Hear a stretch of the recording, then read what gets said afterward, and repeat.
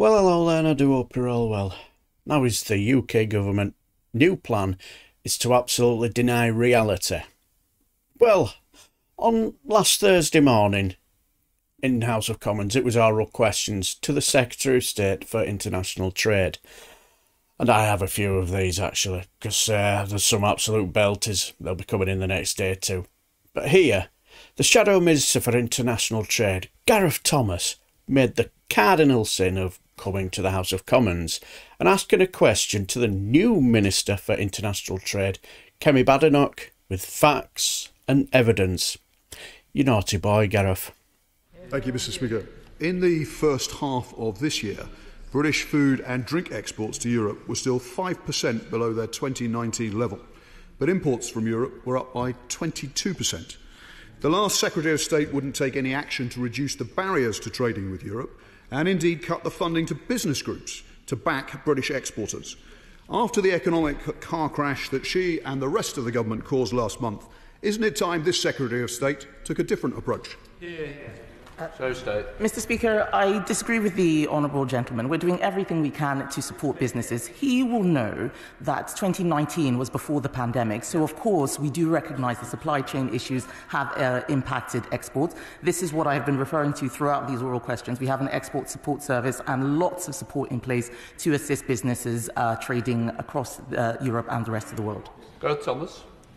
Well, I'm sorry that the Secretary of State continues to take such a complacent attitude to trade with Europe, because it's not just food and drink. Recent data shows that exports of cars and car parts are still significantly down as a result of the trade barriers with Europe, and many hundreds of small businesses who were exporting to Europe, according to HMRC, have simply stopped doing so. Her own colleague, the former Exports Minister, said that businesses who want to export are simply not getting enough support to do so.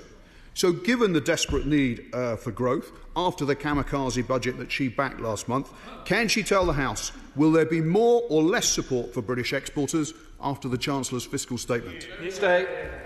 Mr. Speaker, it amazes me how even now every single thing is still being blamed. Brexit is still being blamed for everything.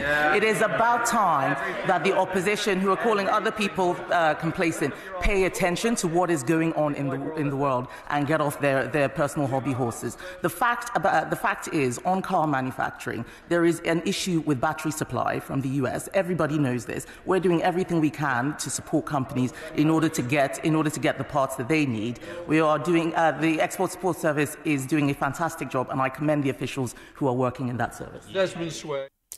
So, when you know you're a busted flush, so to speak, just deny reality.